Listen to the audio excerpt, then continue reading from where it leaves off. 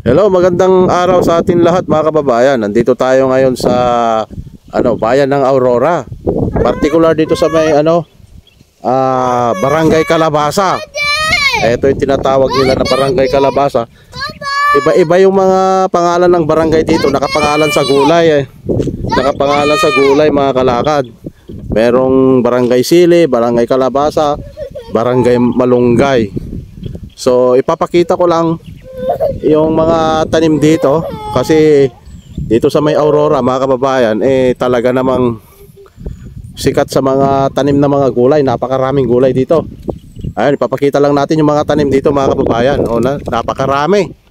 May mga kalamansi dito, kamatis, merong talong, ano pa yung iba dyan, mais. Ayan, ipapakita ko mga kababayan. Ayan mga kababayan, ito yung mga tanim nilang talong dito. Napakaluluwang na mga tanim dito mga kababayan. Along road lang dito. Dito sa may gilid merong kalamansi dito mga kababayan. Tinamnan nila ng kalamansi dito sa pinakagilid. Along ayan mga kababayan. Yan si Mrs. at saka mga bata. Hello ka na. Hello. Ayan. So ipapakita natin dito yung mga marami ng mga bunga, napakaraming bunga, maliliit mga kababayan. Ayan. Ang dami ring mga flowers. May dito pala sa pagitan tinamnan ng kalamansi. Ang ganda. Meron ng bulaklak mga kababayan, ang liliit. Saka ayan, napakaganda mga kababayan. Namumulaklak na pala yung mga kalamansi. Bali dalawa. Ayan, dalawang linya ng puno ng talong.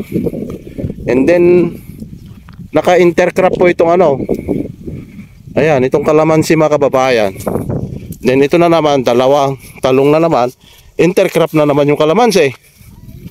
Napakaganda mga kababayan ang ginawa nila rito. Ang ganda. Ayan ang tanim nila dito sa Barangay Calabasa, Aurora, Isabela mga kababayan. Kaya proud na proud tayo na taga Isabelino dahil ang Isabela yung mga produkto dito ay diversified talaga mga kababayan. Iba-iba yung mga tanim natin dito. So ayan, may kalamansi na naman dito. Hindi naman siya kaluwangan mga kababayan. Yan. Ayan. Dito naman sa kabila talong din. Paliliit pa na talong mga kababayan.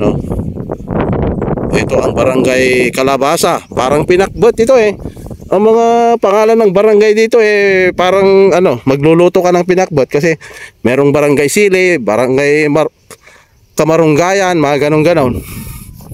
Ito malalaki ng mga mga kababayan.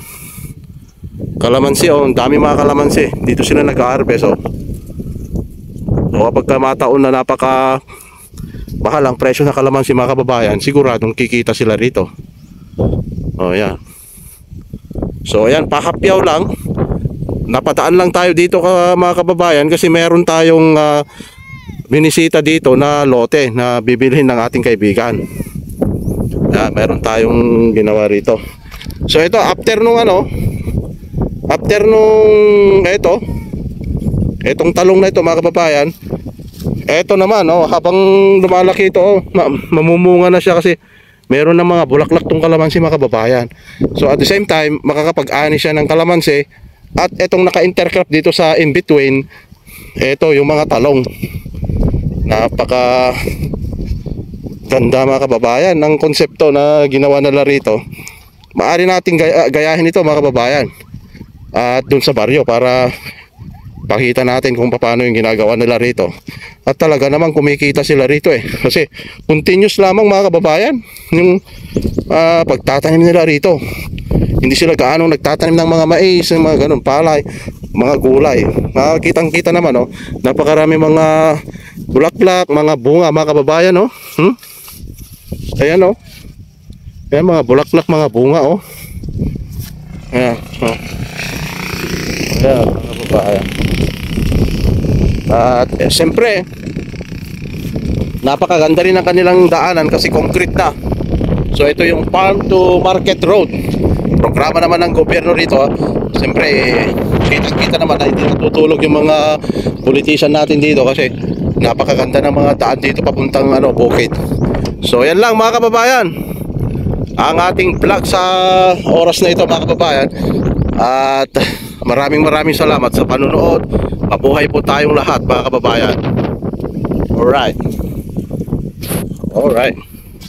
Say hello. Hey, hello. Baba ko nga dyan. Ay, apo. Alright. Thank you. Mabuhay po tayo.